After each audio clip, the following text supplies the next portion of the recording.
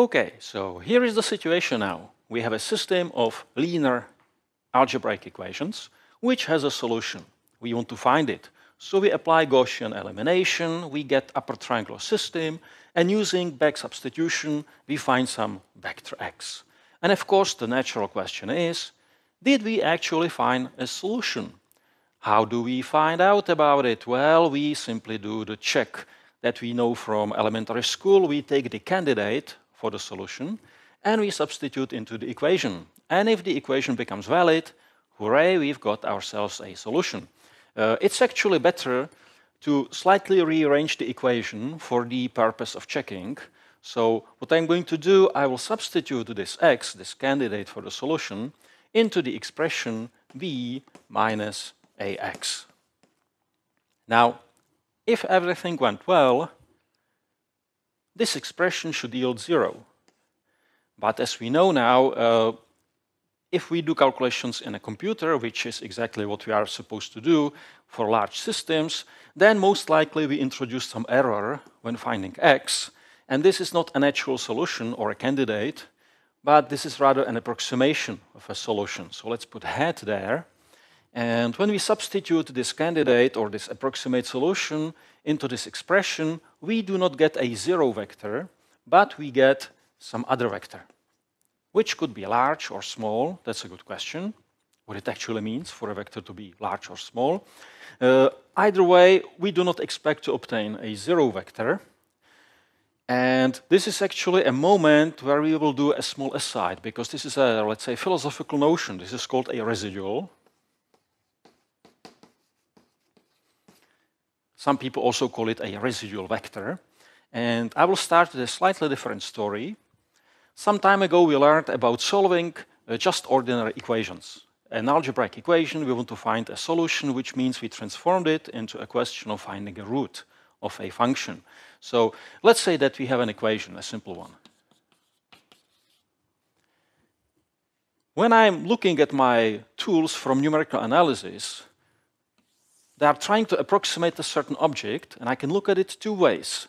I can first think of identifying this object.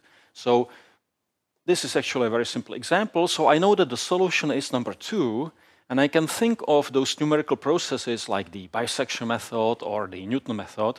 I can think of them as a process which is supposed to find number 2. So I can be looking for a specific object.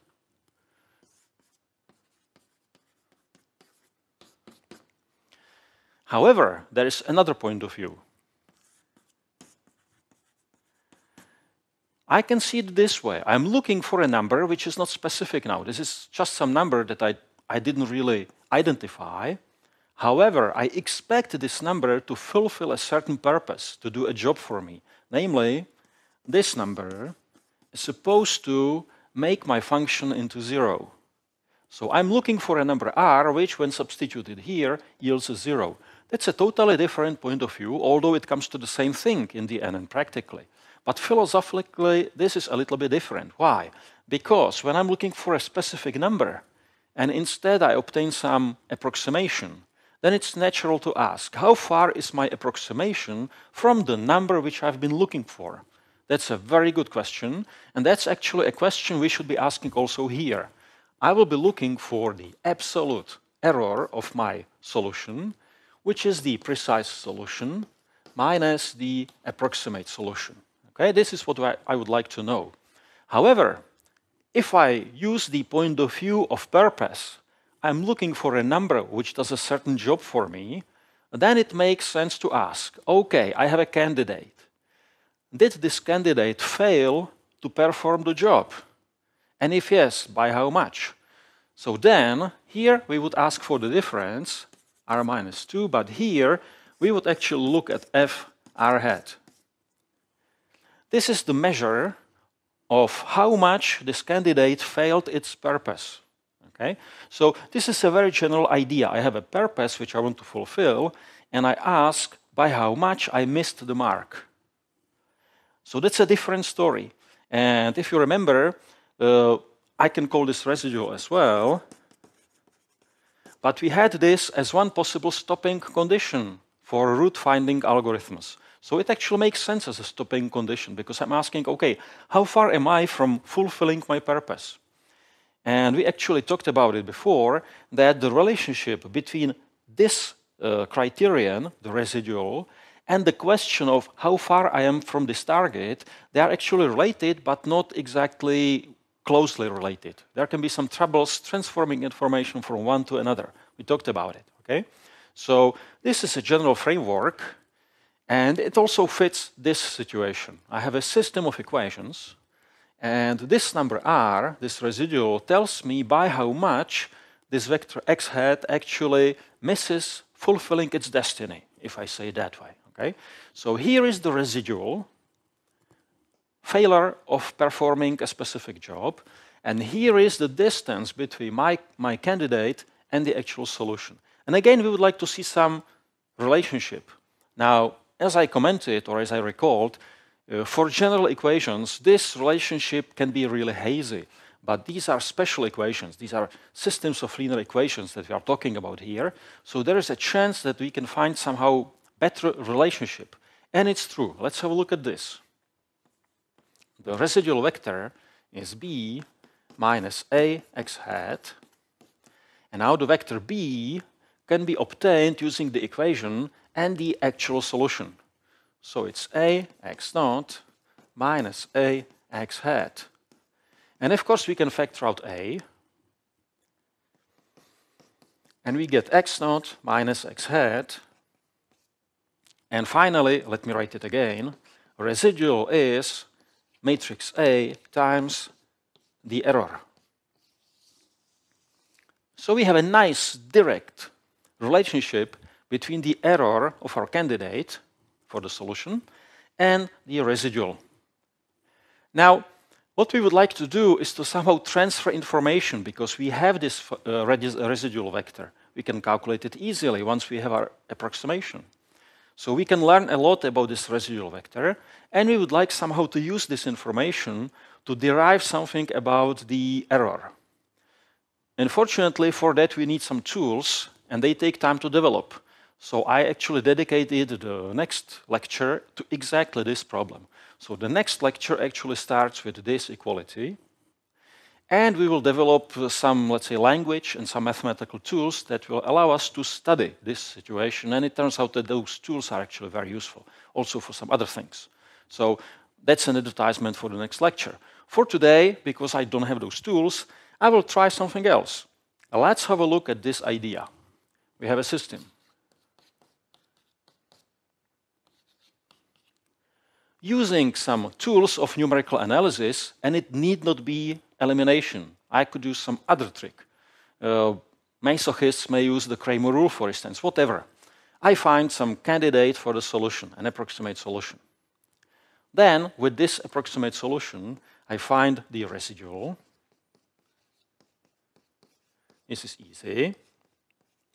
And then, and this is the interesting part, I can actually find the error by solving a system of equations, because now A is the same matrix as in the original system. I'm just changing the right-hand side B for the residuum R. So I take the equation A EX is equal to the residual, and I derive the error out of it. And again, I can use elimination, whatever I feel like. I simply solve a system of linear equations. When I know the error and I know the approximate solution, they are tied by this formula, which allows me to extract the actual solution. So the solution is the approximate solution plus the error. In theory, in this way, we would obtain the actual solution. But again, in the numerical calculations on a computer, we actually introduced some new errors when solving this system. Here, there was an error.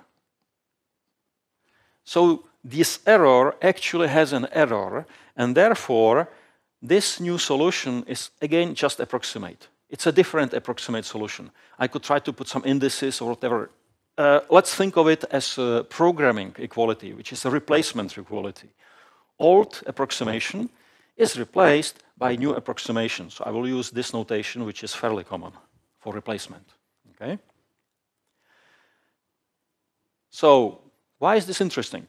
Instead of one approximate solution, we've got another approximate solution. Well, here we go.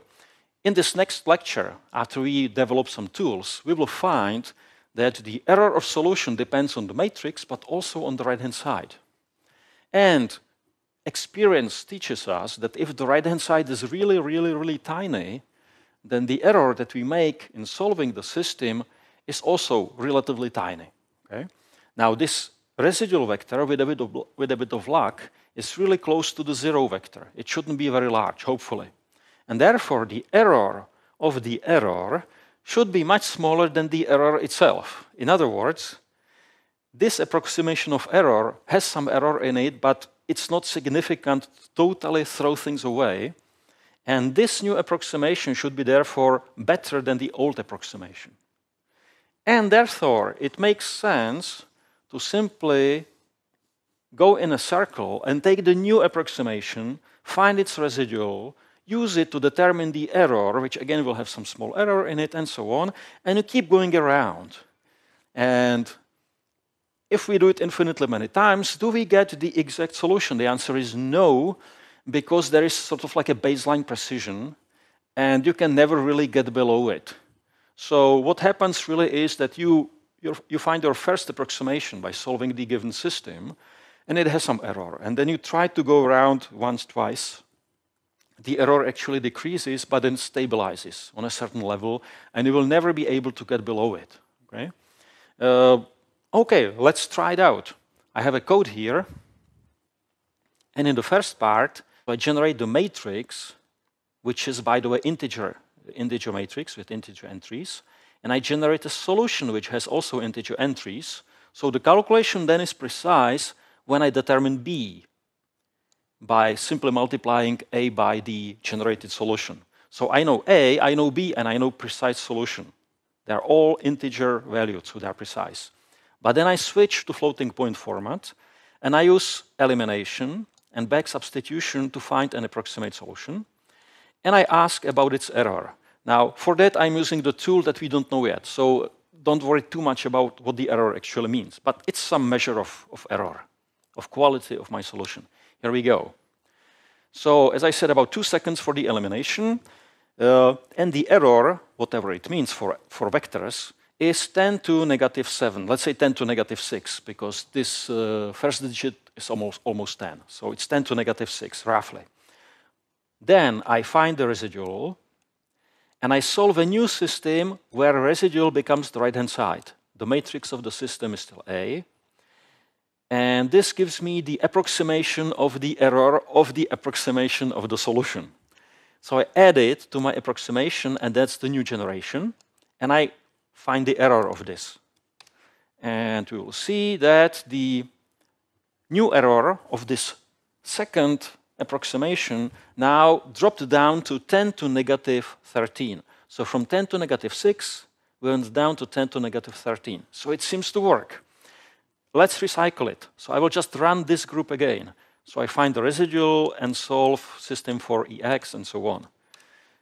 So the next solution has error 10 to negative 14, which is only a very tiny improvement. And 10 to negative 13, we seem to hit bottom line level that we cannot really improve on, it seems. So that's exactly what I've been talking about, that the underlying precision 10 to negative 13 seems to be the best I can get, 10 to negative 14. So it also depends a little bit of luck, how those errors stack up or cancel each other sometimes. So this is a practical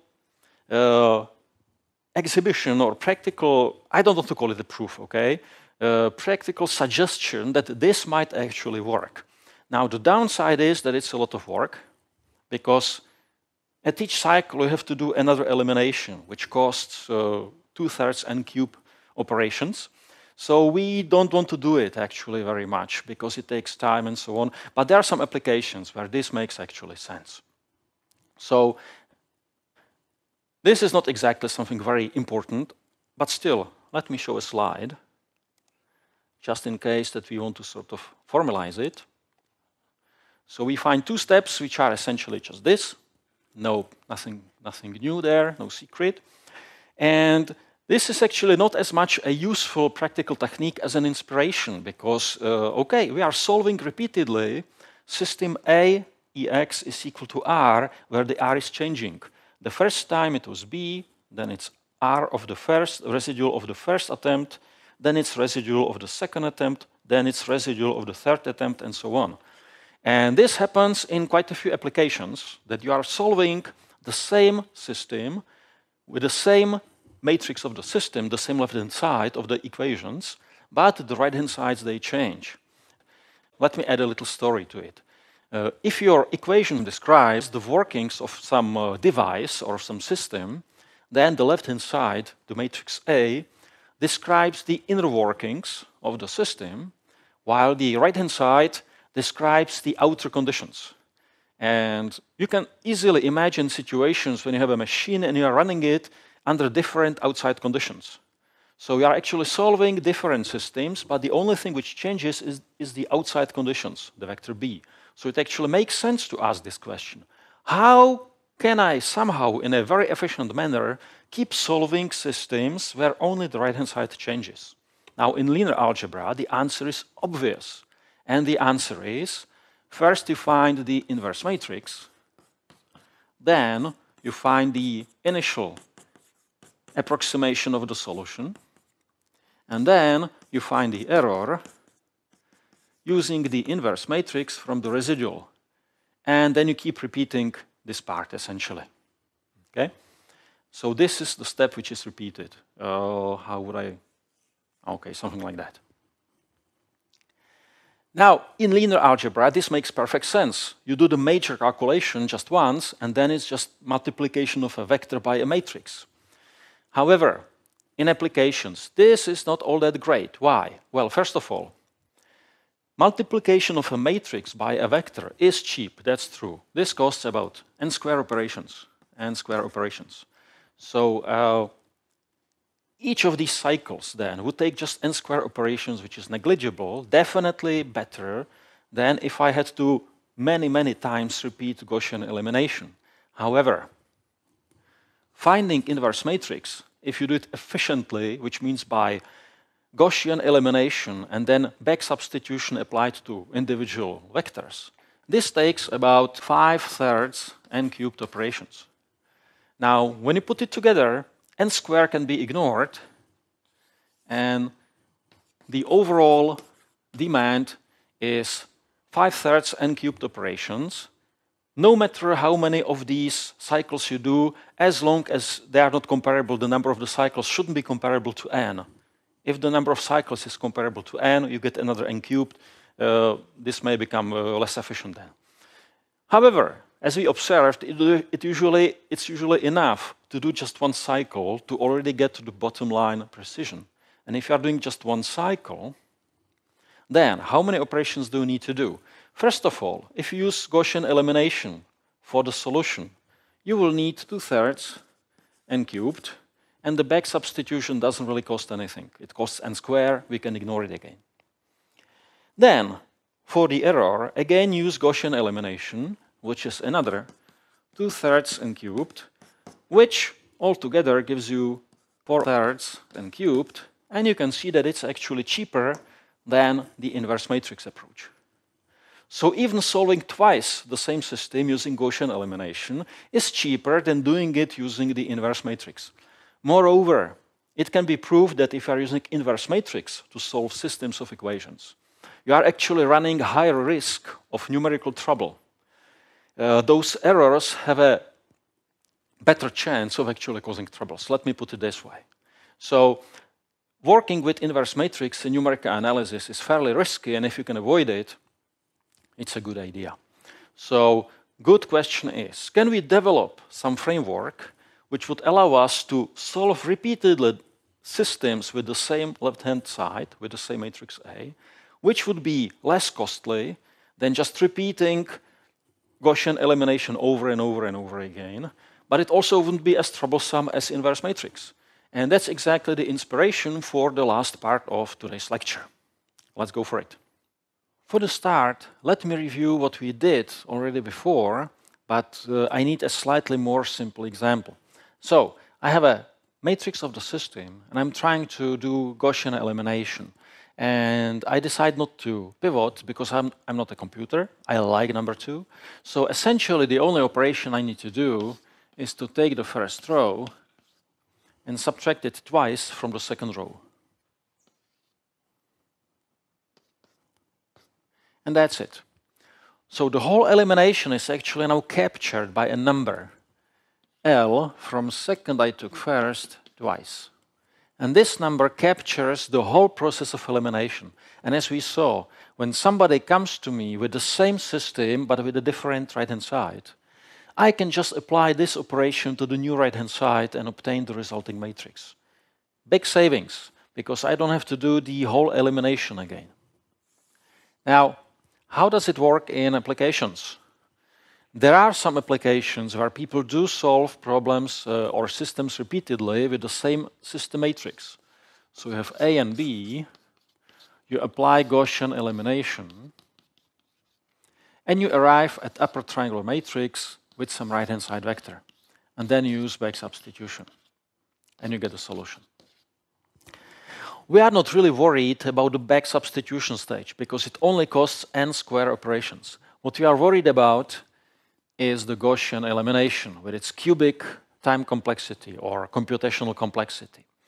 When we do it once, this Gaussian elimination, we can store the operations, especially the coefficients Lik.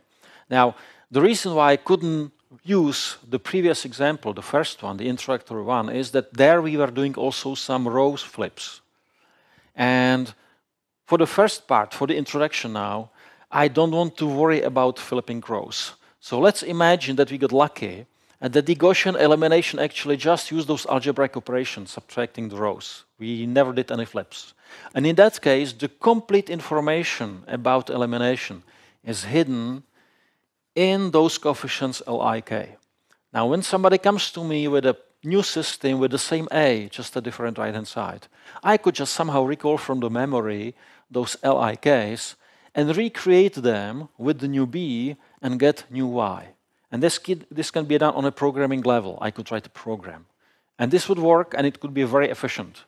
However, as mathematicians, we would like this to have some mathematical, let's say, description, some mathematical notation which would capture the essence of the fact that I'm actually just recreating the elimination which already was done once. Okay? So what kind of information do I have to store? I know it. I have to store the information about U, and I have to store the information about Lik's. How do I store them, and how do I apply them? That's the good question, how to apply them. Now, in order to get some answers, we have to look again at the process of elimination, but through the linear algebra eyes. Okay, so let's have a look at it. How does it work? You have a matrix. And then you do the first elementary operation, row operation, which means you take the first row and subtract it from the second row certain number times.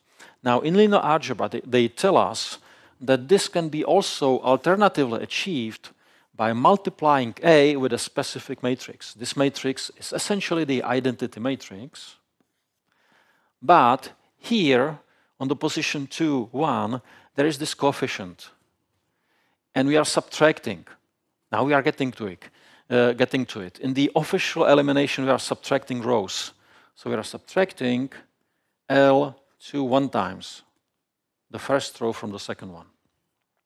And that will be the first operation in our elimination. And when we do it, we do the second operation. How does it work? Algebraically, I have identity matrix, and now I'm subtracting some multiple of the first row from the third row. So in the third row here, there will be minus L31. That coefficient that we had, okay? Like we have it over here, L21. So we can see these coefficients, and therefore also the whole elimination as a string of so-called elementary matrices. And the last elementary matrix was fixing this lower right corner. So we took the the one but last row and subtracted it from the last row. So this operation would be here.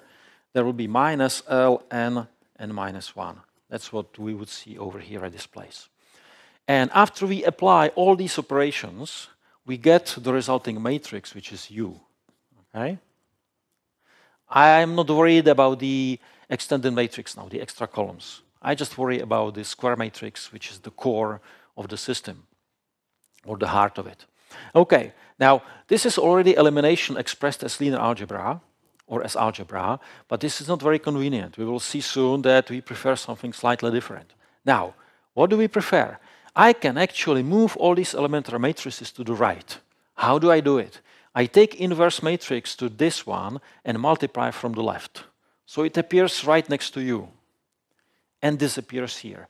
And then I look at the second last matrix. I take the inverse, multiply from the left, and so on. What do I get? Eventually, the matrix A appears. There will be a matrix U on the right. And when I was multiplying the first time, I multiplied by this matrix. So there should be the inverse of this matrix with minus ln and minus 1 here. And I kept going, and almost at the end I got here. So that's the unit matrix, and 0 here, and minus L, 3, 1 here. And as a last, I was getting rid of this guy, moving it to the right by multiplication with the inverse matrix, minus L2, 1. Okay, this is what I get. Now, next step. What is the inverse matrix of such an elementary matrix? This is actually easy to see because it represents an elementary row operation. This operation represents, or perhaps let's have a look here. It will be easier to talk about it. This matrix, this elementary matrix, represents the action of taking the first row and subtracting it from the second row several times. If you want to undo it, then you simply take the first row and you add it to the second row the same number of times. So naturally, the inverse to this matrix is a matrix which codes the opposite operation. So instead of minus L21, I will have just L21 here. And the same thing is happening here. And so on and so on. And the same thing is happening here. There's just Ln and minus 1 here. These are all lower triangular matrices. So when you multiply them, and you call it L, you get a lower triangular matrix. So what we just observed is this. When we perform elimination without permutations, without switching rows, then it can be actually captured by a specific algebraic formula, which looks like this. A is equal to L times U, where U is the outcome of elimination, and L is a lower triangular matrix, which has ones on the diagonal, and here it comes. What happens after one multiplies them through? And this is the nice part. It's not easy to see it at the first sight, but when you play with it, think about it, all these numbers Lik, they are actually just stored and not changed by these successive multiplications. When you start multiplying and you go and you multiply, multiply, multiply, multiply, all that happens is that you keep inserting more and more of those Liks. And that's the way we want to see elimination as algebra. It allows you to split A into two components as a product of two components. U is the outcome, and L is a matrix where you simply store information about your row operations, those Liks. Now, this is the reason why we prefer to see subtractions, not additions. When you subtract Lik times, you simply take Lik and put it into L. It fits nicely. It's convenient. It's convenient. Let's have a look here. According to what we just did, if we take the upper triangular matrix, which we ended up with, and multiply it by matrix L, which is obtained as a lower triangular matrix with ones on the diagonal, and here we insert the information about row operations. This should, after we multiply out, provide us with the original matrix. Is it true? 2, 1, 4, 1. There you go. It works. Okay? After all, this can be considered a proof. When you convince yourself that this is really an elementary, this elementary matrix really does the row operations, okay? But this is from linear algebra. We leave it to them. That's their business to prove that this is correct, okay? But I think we can trust it enough to see that this sort of makes sense. So whenever you do Gaussian elimination without pivoting, you can store the procedure and the outcome as a pair of matrices which have this specific property. This is very interesting and very useful, and it has a special name.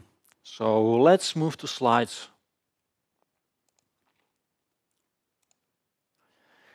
When we succeed in splitting a matrix in this way, we call it LU factorization or LU decomposition. Now, it can be proved that such a decomposition, if it exists, is unique. Okay. When does it exist? That's a good question. And there are some theorems for it. Now, I'm not going to really look hard at this theorem. This is just as an example that people in linear algebra really explored this topic. Okay, so they have some answers, but this is not an answer that would be, let's say, very useful for practical work. So you can just look at it that it works with principal minors, which is essentially that they are looking at the upper left corners in the matrix, finding determinants. So this is a lot of work to check this condition. So there is a much easier practical point of view. This fact tells us sort of like one direction of what mathematicians really want to know. This tells us, if you have a matrix, you apply Gaussian elimination without pivoting, and you manage to obtain upper triangular matrix, then you obtain LU decomposition. And that's how actually you want to get those LU decompositions. This is good. But this fact does not answer a second question that mathematicians worry about. What happens if you try Gaussian elimination and there is a problem on the way and you are unable to obtain matrix U, which is upper triangular? Is it then true that also the LU decomposition is simply impossible? Or is it possible that you would have to try something else to get it, which would be very bad, very bad. And the good news is that actually this Gaussian elimination test works reliably. So if it works, there is LU decomposition. And if this Gaussian elimination does not get you to the end, then it also means that there is no LU decomposition. So this test is perfect. From a mathematical point of view, it gives complete information. Let me give you a nice example. And it's actually probably the easiest matrix that you can think of when you want to see a failure of Gaussian elimination. This is a matrix, and if you want to eliminate, you would need a pivot here, which is not 0. You don't have it, and because switching rows is forbidden, we are screwed, essentially. Okay, so that's the end of the road, and now the question is it possible that there actually is an LU decomposition, and we just don't know how to find it? Is that possible? Well, let's have a look. If there is an LU decomposition, then it looks like this. Definitely. Okay? And there is a number here and 3 numbers here. So is it possible that there are 2 matrices like that that would decompose our original matrix? Let's have a look at it. Okay. How do I get the second row? Actually, I don't know. Let's think about the first row first. There should be some number. If I multiply by 1, it yields 0. So I have no other choice. The only possibility here is 0. If I put something else here, it will be multiplied by 1. It appears here. In this multiplication, the second component or the second part does not help it. So there must definitely be 0 on the top. So what should I put here to make the second row work? This by 0 plus 1 by 0 should give me 1, and that's impossible. So we see right away that such a LU decomposition is not possible. Of course, this is not proof, but it's an indication that there really is something to it. Okay? So LU decomposition is very easy to obtain just by Gaussian elimination. You can write it using linear algebra really efficiently and nicely. But now the question is, how does it help us in solving systems of equations? Because that's what we want. We want to solve systems of equations. So here is our system. Oops.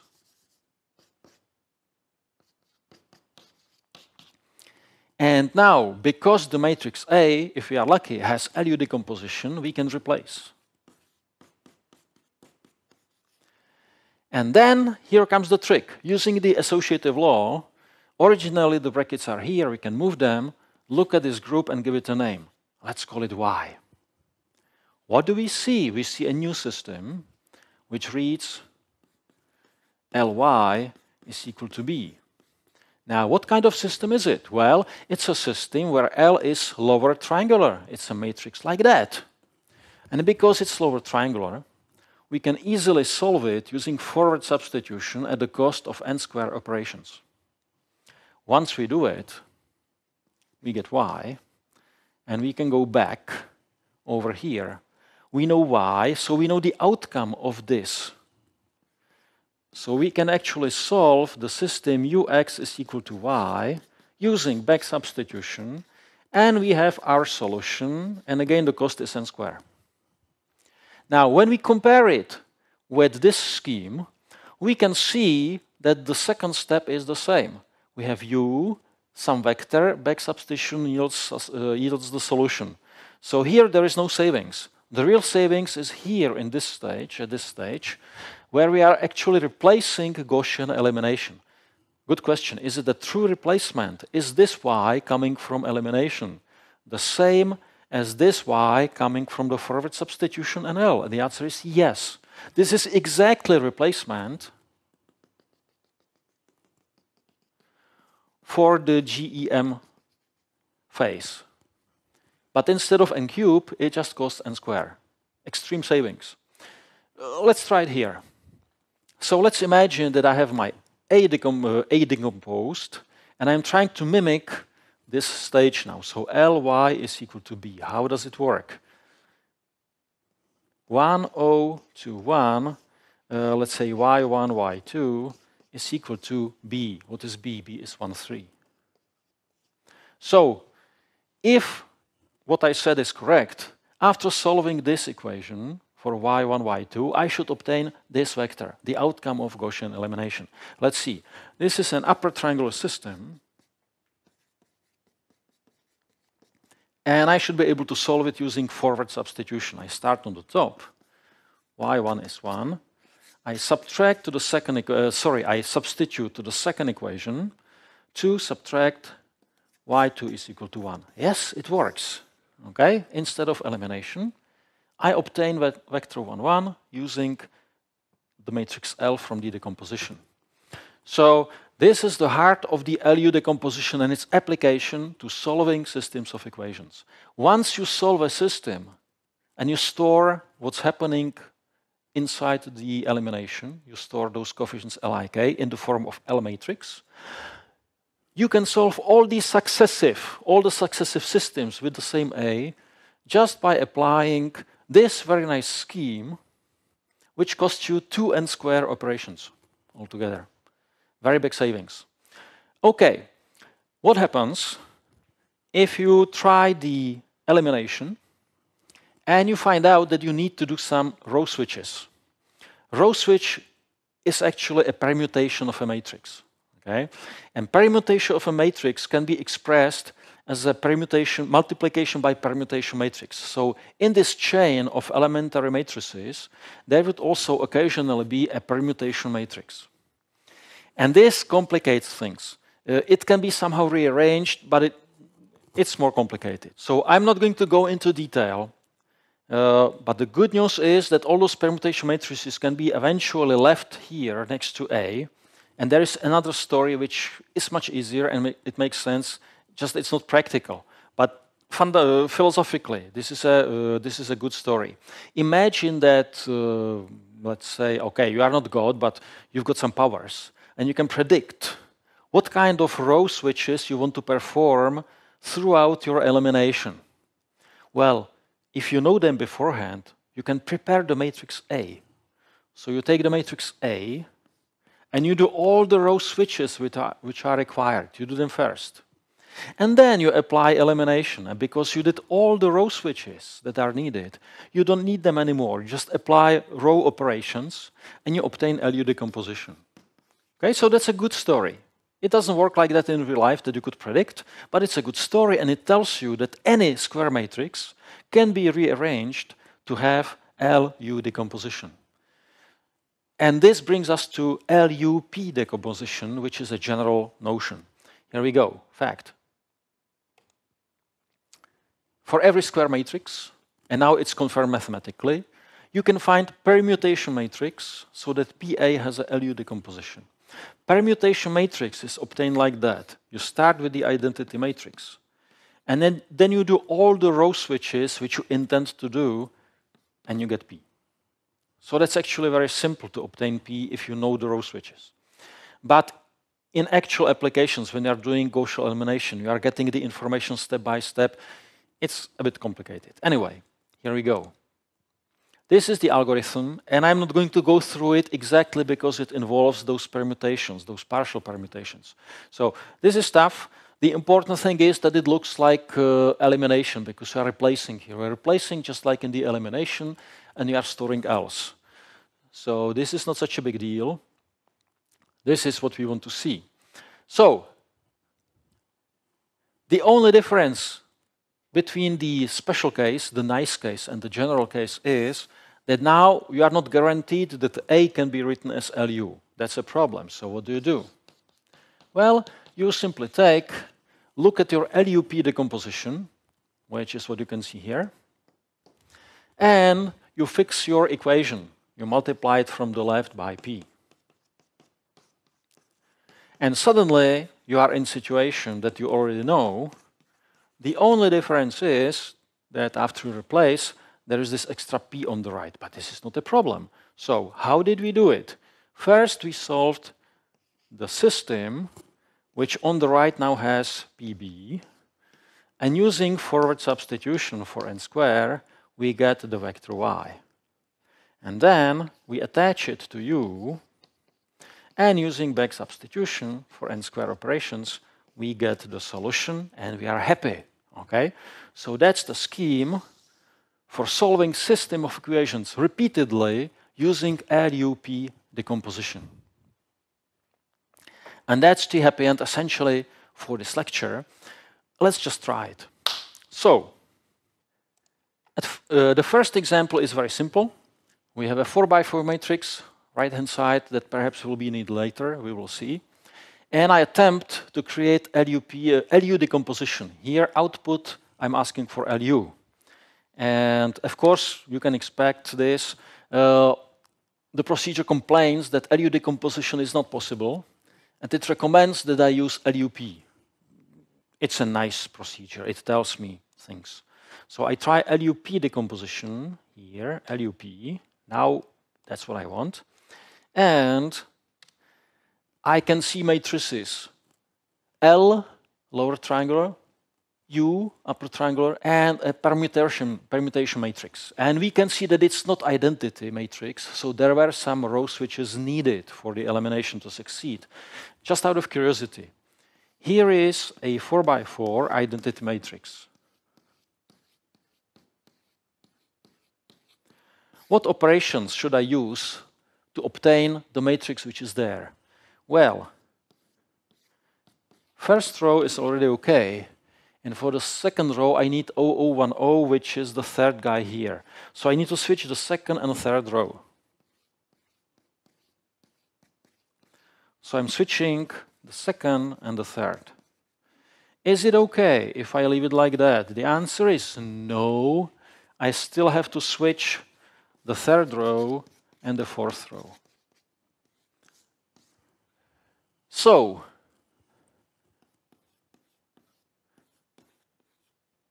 oops, this is 10, 0, 0, 0, 1, 0, 1, 0, 0. Is it the same? The answer is yes. So this permutation matrix that we can see in our LUP decomposition actually encoded the following two row switches. Second with third, third with fourth. Okay? And that's it. In the second row of the output, we see a matrix of zeros. Why is it there? Because I checked that the LUP decomposition actually works. I took P times A and subtracted L times U, okay? So it really works. This LUP decomposition does its job, and therefore, we can try to solve a system of equation in the new way. So first, I'm applying forward substitution to a system which is obtained by matrix L and P times B. So that's this step, and I take the output and using it as right-hand side of the back substitution with matrix U, and I get some solution, some vector.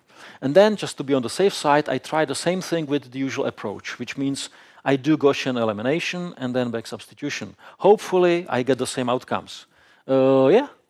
Okay, they are the same outcomes. Perfect. So at least once, this procedure actually provided the right answer. Let's move on. If you remember our motivation,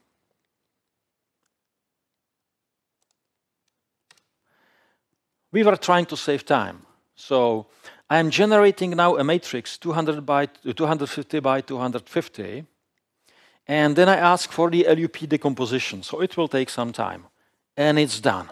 Okay, so right now I obtained LUP decomposition for a specific A, and in the next command block, I'm going to create a random vector of right-hand sides, and I'm going to compare time needed to solve this system using the usual chain, elimination, back substitution, or using LUP decomposition. And we will see, hopefully, that LUP decomposition is significantly faster. So, come on, baby. Oh yeah, it works. We are waiting, and we see that Gaussian elimination took 10 seconds, and back substitution about 3/4 of a second. So that's the standard way. But when we tried to use forward and back substitution according to the new scheme, it altogether took almost 2 seconds, less than 2 seconds. So significantly faster compared to those 10 seconds for Gaussian elimination.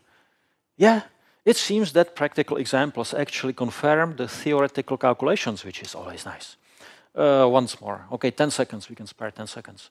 So in 10 seconds, we should again see very, very long Gaussian elimination compared to very quick forward and backward substitution.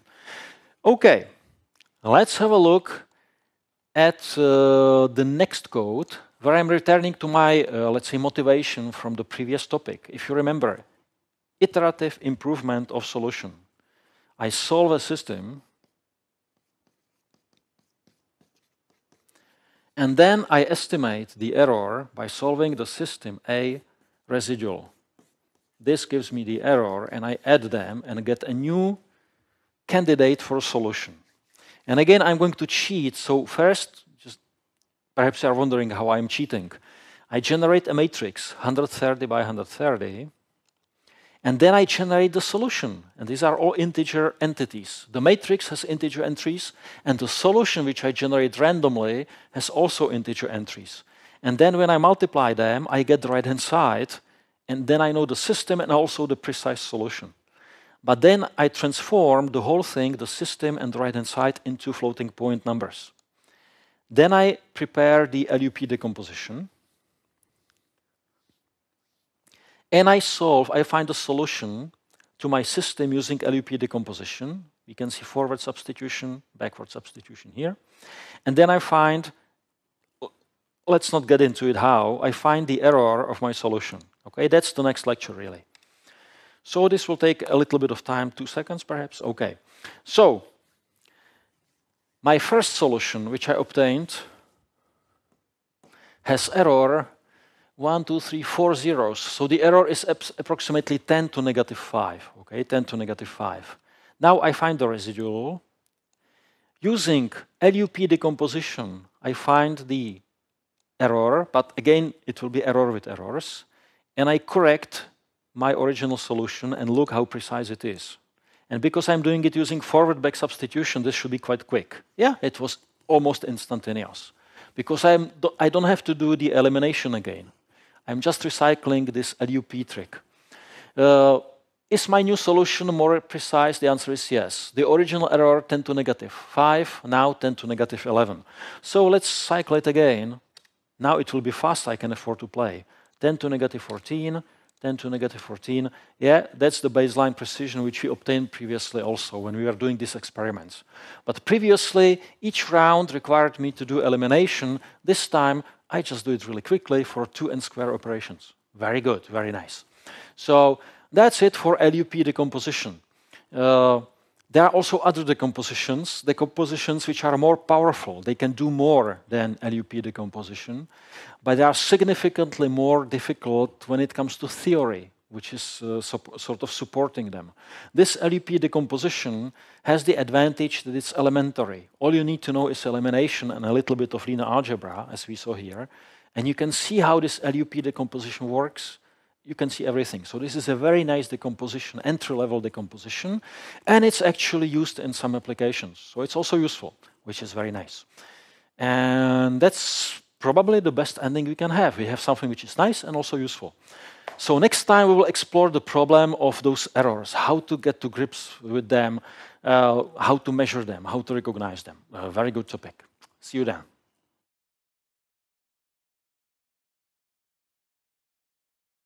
Let's have a look at little algebra, okay? Here we go. I forgot. Okay, cut here. It's not just that when it works. I'm mixing it up. Okay, let me try to do it again. Okay. Okay, new start.